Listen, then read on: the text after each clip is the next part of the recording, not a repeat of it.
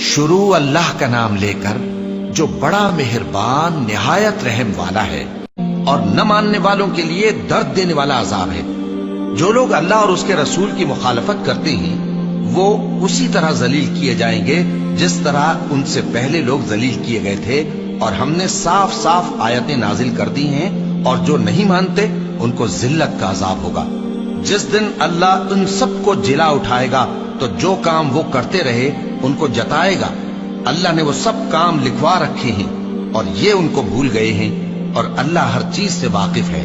کیا تم کو معلوم نہیں کہ جو کچھ آسمانوں میں ہے اور جو کچھ زمین میں ہے اللہ کو سب معلوم ہے؟ کسی جگہ 3 شخصوں کی سرگوشی ہوتی ہے تو اللہ ان میں چوتھا ہوتا ہے، اور جہاں 5 آدمیوں کی سرگوشی ہو تو وہ ان میں چھٹا ہوتا ہے، اور نہ اس سے کم یا زیادہ، مگر وہ ان کے ساتھ ہوتا ہے خواہ وہ کہیں ہوں۔ پھر جو کام یہ کرتے رہے ہیں قیامت کے دن اللہ سب ان کو بتائے گا۔ بے شک اللہ ہر چیز سے واقف ہے۔